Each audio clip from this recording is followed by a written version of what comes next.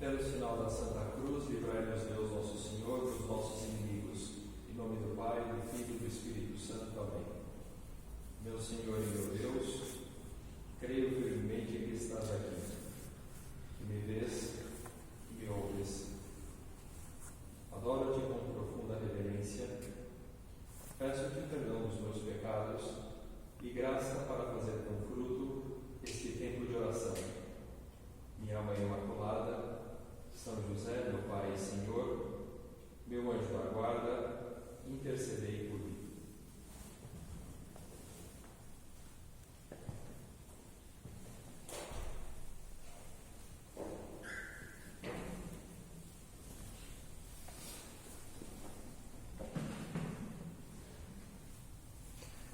O tema da nossa meditação de hoje será o testemunho cristão. Essa característica própria do cristianismo, que cada um dos seus membros do corpo de Cristo, ele tem esse dever, essa grata tarefa de dar testemunho, de dizer quem é Cristo, de falar a verdade. Bem, isso é algo que sabemos desde crianças, que é uma verdade irrefutável sobre o cristianismo. No entanto, isso que é fácil de dizer não é tão fácil de viver. Então a meditação será justamente sobre isso, como viver esse testemunho cristão. Pode nos ajudar a recordar um pouquinho, no início, São Pedro. São Pedro, na última ceia, como nós nos lembramos, ele dizia que ficaria fiel a Jesus. Mesmo que os outros traíssem Cristo, mesmo que o abandonassem, São Pedro não, ele ficaria do lado de Cristo. Podemos recordar, inclusive, a narração contada por São Marcos, que, como sabemos, o Evangelho de São Marcos, às vezes também é chamado de Evangelho de São Pedro, porque São Marcos foi uma espécie de secretário de São Pedro em Roma. E muito do que ele coloca no seu Evangelho, possivelmente ele ouviu a narração direta de São Pedro. E o relato de São Marcos sobre esse episódio tem uma particularidade. São Marcos nos conta que durante a última ceia, Pedro disse: "Ainda que todos se escandalizem a teu respeito, eu não." E Nosso Senhor diz a Pedro: "Em verdade te digo que hoje, nesta mesma noite, antes que o galo cante a segunda vez, me negarás 3 vezes." É o único dos evangelistas que diz que era antes que o galo cantasse 2 vezes. Os outros evangelistas dizem só antes que o galo cante. E por que isso é importante? Será que é alguma curiosidade só de biblistas e não tem nenhuma importância? Bem, isso deixa um relato mais dramático, porque depois, saltando agora um pouco o texto de São Marcos, se vamos para o momento da negação de São Pedro, que é uma coisa tremenda, é uma cena que nós conhecemos bem, que é motivo, inclusive, de muitas representações na literatura cristã, na pintura, também na poesia. Muitos hinos que os sacerdotes devem recitar do breviário lembram o galo e a traição de Cristo e a traição de Pedro. E se saltamos e vamos lendo o relato de São Marcos, ele diz: "Estando Pedro embaixo, no átrio, Nosso Senhor já estava preso diante de Pilatos, chegou uma das criadas do sumo sacerdote, Nosso Senhor estava preso junto a Caifás e Anás. Chegou uma das criadas do sumo sacerdote. Vendo Pedro, que se aquecia, encarando-o, disse: Tu também estavas com Jesus Nazareno. Mas ele negou: Não sei, nem compreendo o que dizes. E saiu para fora, para a entrada do pátio, e o galo cantou. São Marcos ele fala que o galo cantou 2 vezes, cumprindo a profecia de Nosso Senhor. Quando o galo canta a primeira vez, isso demonstra que a traição de Pedro não foi uma coisa momentânea. Ele ficou com medo naquela hora, afinal havia soldados, gente armada que havia prendido Cristo, e ele teve uma queda, um deslize momentâneo. Não. Aquilo foi algo que já tinha consistência dentro da alma de Pedro. Ele negou e negou de uma forma assim muito consciente. Tanto é que isso se gravou na memória de Pedro, que aquele galo cantou 2 vezes. A primeira, quando Pedro, diante da criada, nega Cristo. E depois a narração continua dizendo que, tendo visto a criada novamente, começou a dizer aos que estavam presentes: este é daqueles. Mas ele negou de novo. Podemos imaginar esse medo que tinha São Pedro. Afinal, não é fácil. Também nós, talvez já tenhamos passado por situações assim. Evidentemente, não se trata de negar Cristo de uma forma tão direta, mas todos nós conhecemos essa situação.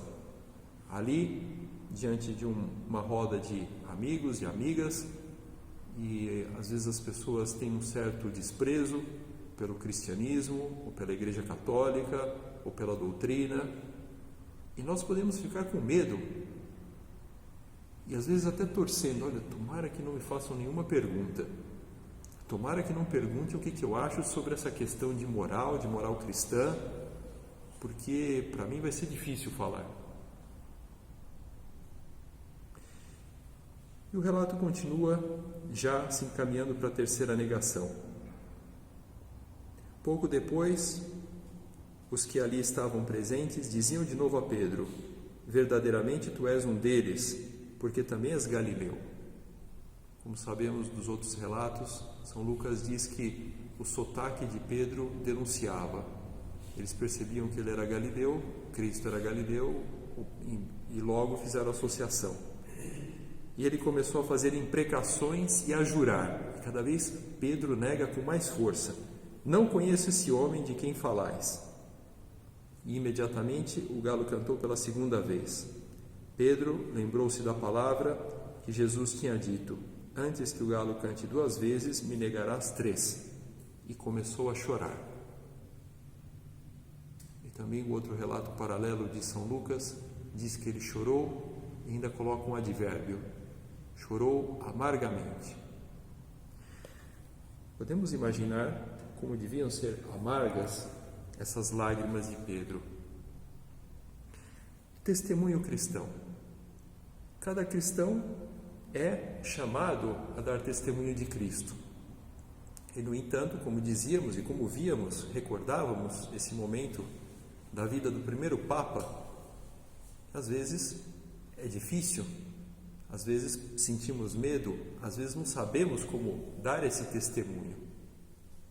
Como dar testemunho de Cristo no mundo em que vivemos?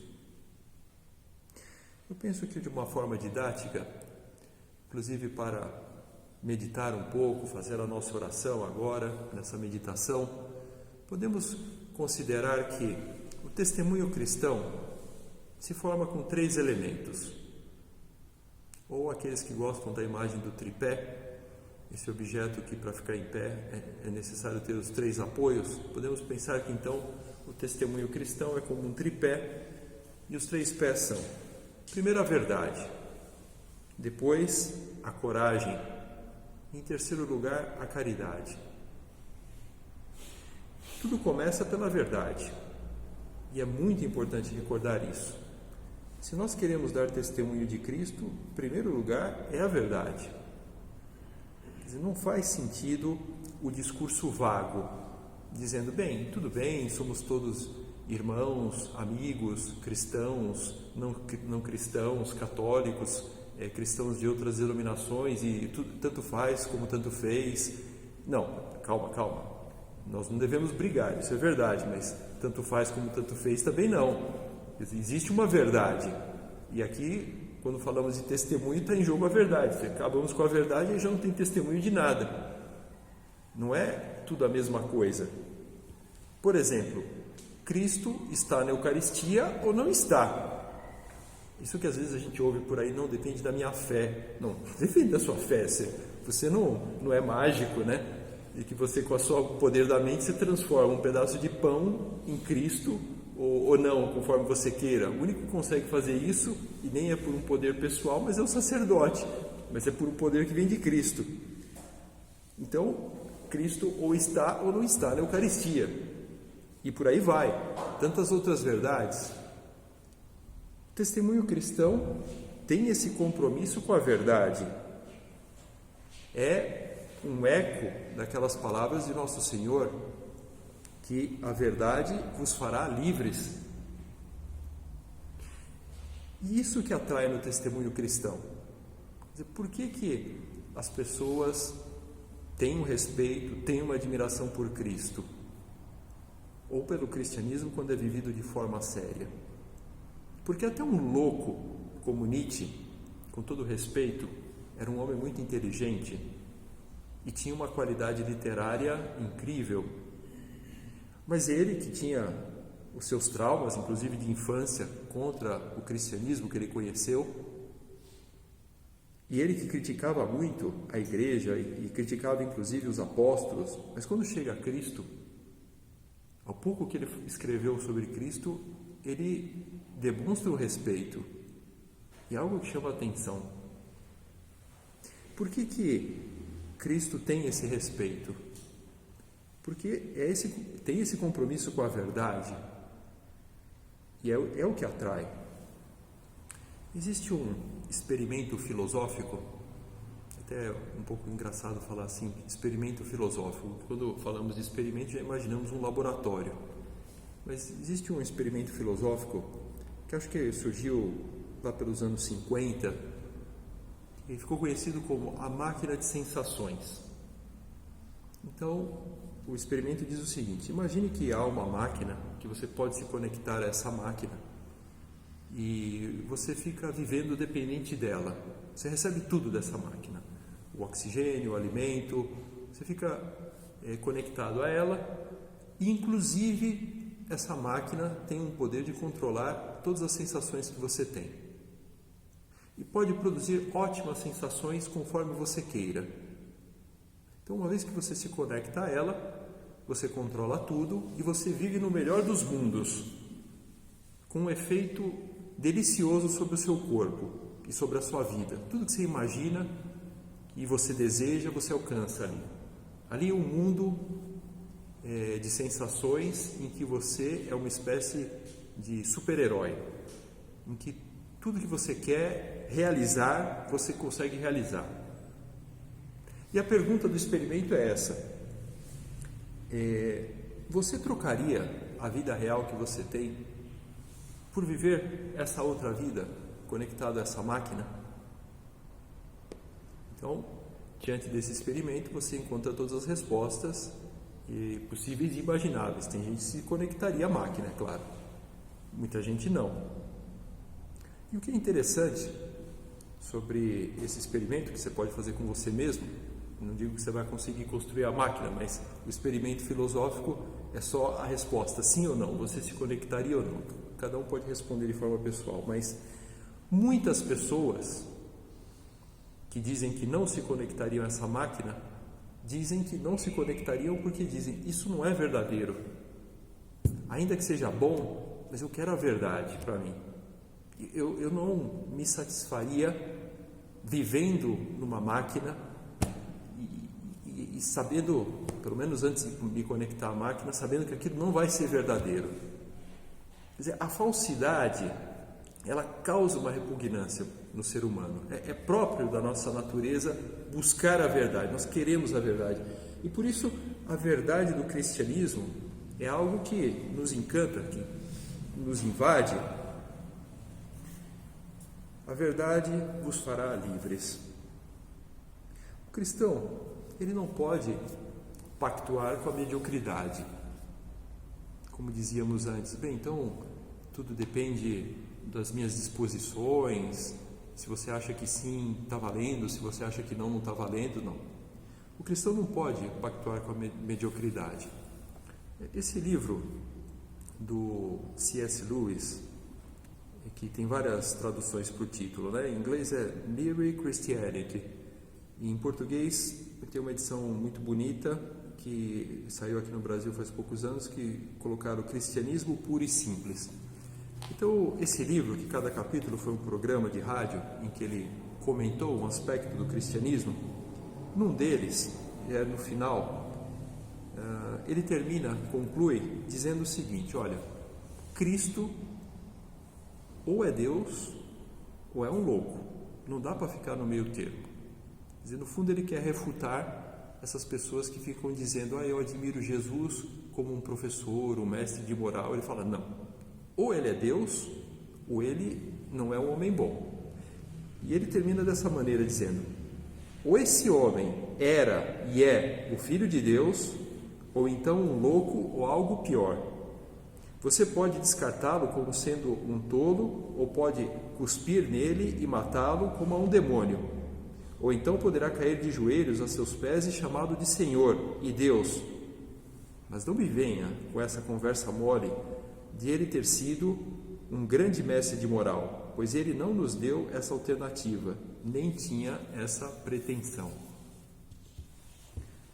A verdade do cristianismo é uma verdade comprometedora, que exige uma certa radicalidade. Uma radicalidade que a verdade exige. Uma radicalidade que leva à coragem. Não basta encontrar a verdade. Então falávamos de 3 elementos do testemunho cristão. A verdade, primeiro. Agora, a verdade, já que tem essa radicalidade que falávamos, ela exige uma decisão, um compromisso. Quando você encontra a verdade do cristianismo, é necessário fazer um esforço intelectual, isso é verdade. Mas não acaba por aí, não é suficiente. Existem pessoas muito inteligentes e que conhecem bastante, que estudam, inclusive conhecem bem o cristianismo, mas às vezes se detêm antes do passo final, antes de aceitar, antes de crer realmente. E por quê? Por medo. Eu conheci vários casos, imagino que vocês também. Tem pessoas que não têm nenhum problema intelectual, podem chegar à verdade, mas têm medo, falta a coragem. Esse santo canonizado no final do ano passado pelo Papa Francisco, que foi o cardeal John Henry Newman, viveu no século XIX, foi um grande teólogo, um grande intelectual, e ele era um homem que era sedento pela verdade. Tanto é que a escolha do seu epitáfio, que fica ali na sua lápide, ele escolheu umas palavras em latim que são ex umbris et imaginibus in veritatem. Esse era o resumo da vida dele, ele considerava dessa forma, traduzindo: das sombras, ex umbris, e das imagens, et imaginibus, até chegar à verdade, in veritatem. E realmente a vida desse homem foi isso. Ele teve uma primeira conversão ao cristianismo quando ele tinha 15 anos, e depois foram sucessivas conversões, em que ele foi cada vez descobrindo mais a verdade, até a conversão muito comprometedora, que é o momento em que ele se converteu para a Igreja Católica. E aquilo custou muito para ele, porque ele era uma pessoa com destaque na sociedade inglesa, e se converter ao catolicismo era, naquele momento, no século XIX, a sua conversão foi em 1844. Aquele momento era quase como refutar a cidadania inglesa. Era ser visto na sociedade britânica como uma pessoa inferior. era para já perder o seu trabalho. Ele era professor em Oxford e realmente perdeu esse trabalho. E perdeu muitos amigos também. Mas o que chama a atenção na vida do Newman é que, além de ser um grande intelectual, era um homem que tinha muita coragem, porque ele tinha vários outros amigos também, intelectuais, professores como ele, universitários, e que não tiveram a coragem que ele teve para a sua conversão. Uma coragem que o levou a enfrentar muitos problemas e muitas dificuldades, como todas essas que eu dizia, perder a sua imagem, perder o conforto e inclusive uma posição financeiramente tranquila na sociedade, mas ele pensava que pela verdade valeria a pena tudo aquilo. A coragem. Para dar testemunho cristão é necessário coragem. É necessário essa coragem que Cristo demonstra a Ele mesmo tantas vezes. Que nós, se nos lembramos, por exemplo, do discurso eucarístico, Evangelho de São João, capítulo 6, Cristo multiplica os pães. E depois ele começa a falar do verdadeiro corpo e do seu verdadeiro sangue, e que é necessário comer aquele corpo e beber aquele sangue. E as pessoas ficaram escandalizadas, não estavam entendendo o que ele estava falando. E ali ele já está anunciando a Eucaristia. E São João nos conta, desde então, muitos dos seus discípulos retiraram-se e já não andavam com ele. O que faz uma pessoa quando começa a perder discípulos? Ou, para colocar em termos assim modernos, o que faz uma pessoa quando começa a perder clientes, se é uma empresa, ou um canal de YouTube se perde inscrições, ou alguém que começa a perder seguidores nas redes sociais? O que você faz? Não, volta aqui, não é bem isso, vocês não entenderam bem. Volta, deixa eu explicar de novo, não se assustem e muda o discurso. Cristo não muda o discurso. Ele olha para os apóstolos e ainda pergunta: também vós quereis retirar-vos? Como quem diz, olha, eu não tenho problema em ficar sozinho. Essa é a coragem de um cristão que, quando encontra a verdade, abraça e não tem problema, eu fico sozinho, que é o que faziam muitos santos e que poderiam até enfrentar a morte se era necessário. Onde encontrar essa coragem necessária para defender a verdade?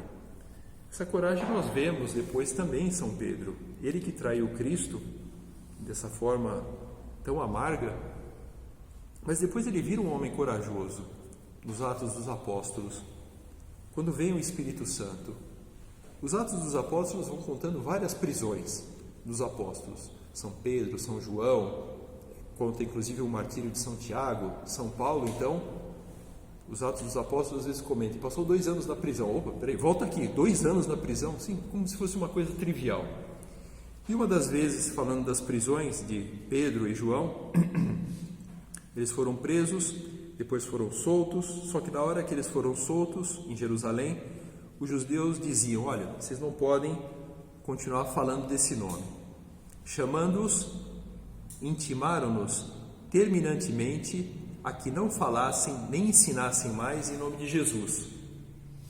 Mas Pedro e João replicaram, julgai vós mesmos, se é justo diante de Deus obedecer antes a vós do que a Deus. Não podemos deixar de falar das coisas que vimos e ouvimos. Coragem. Encontrar essa coragem que vem justamente de apoiar-se no próprio Deus. O Espírito Santo, depois do Pentecostes, estava atuando na alma deles. São Pedro nega Cristo no horto porque ele pensava que com as suas forças, inclusive com a sua espada que ele usava naquele momento, ele ia conseguir. E a sua decepção foi grande. Mas, quando vem esse Espírito Santo, esse apoio em Deus, eles encontram a coragem necessária. E por fim, a caridade. Assim como eu dizia que existem pessoas que encontram a verdade, mas falta coragem, Eu diria, existem pessoas que encontram a verdade, têm coragem, mas não têm caridade. Então essas também não dão testemunho cristão, embora falem de Cristo, inclusive. Mas se falta caridade, alguma coisa está errada. Ainda que eu tivesse o dom da profecia e conhecesse todos os mistérios e toda a ciência, e tivesse toda a fé ao ponto de transportar montanhas, se não tivesse caridade, nada seria. A verdade. Se tem a verdade, mas falta caridade, e ainda que distribuísse todos os meus bens para o sustento dos pobres e entregasse o meu corpo para ser queimado, se não tivesse caridade, nada me aproveitaria. Entregar o corpo para ser queimado. É necessário coragem. E ainda que uma pessoa fizesse isso sem caridade, também tudo aquilo ia ser inútil. Não seria o testemunho cristão. O testemunho cristão é esse testemunho que fala a verdade com coragem, mas que está mais interessado não em triunfar numa discussão, mas em que aquela outra pessoa encontre ela também a verdade. É o que nós vemos, por exemplo, em Santo Estevão, que os Atos dos Apóstolos nos contam o seu martírio. Santo Estevão, que era um homem que conhecia a verdade. O capítulo 7 dos Atos, que é muito longo, é todo um grande discurso de Santo Estevão, explicando que Cristo, que Jesus era o Messias. Mas no final, os judeus, com muita raiva, com muito ódio, lapidaram Estevão.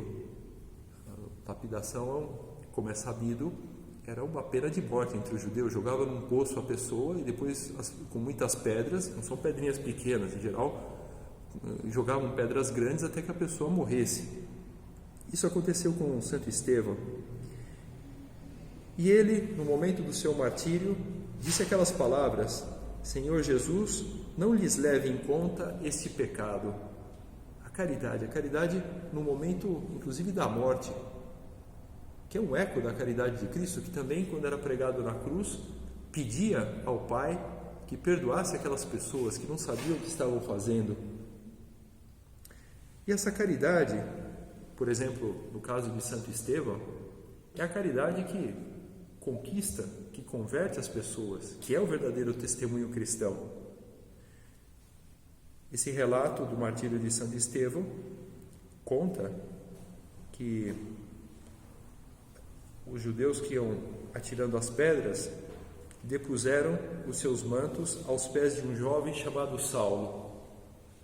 E Saulo estava ali apreciando a morte de Santo Estevão. Mas essa caridade conseguiu graças de Deus. Fez com que aquele jovem depois tivesse uma conversão inimaginável e se tornasse um grande apóstolo. O perseguidor dos cristãos passa a ser um grande defensor do cristianismo. Essa graça é alcançada só através de uma grande caridade, que é o testemunho cristão completo. O testemunho cristão que envolve esses três elementos: a verdade, a coragem e culmina com a caridade. Peçamos à nossa mãe, ela que, se pararmos para pensar, também viveu tudo isso na sua vida, desde o momento que ela disse sim, porque disse sim à verdade e necessitou coragem naquele momento, e fez aquilo por amor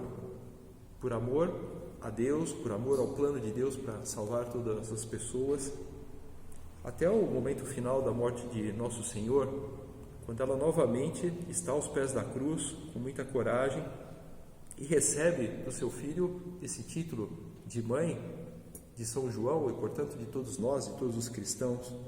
Peçamos à nossa mãe que nos ajude sempre a meditar, a aprofundar, a querer conhecer melhor essa nossa grata tarefa de dar testemunho cristão e saber viver esse testemunho cristão no nosso dia a dia.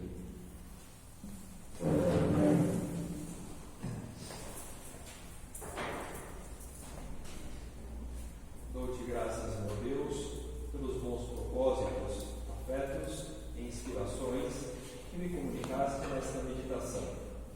Peço-te ajuda para os pôr em prática. Minha Mãe Imaculada, São José, meu Pai e Senhor, meu anjo da guarda, intercedei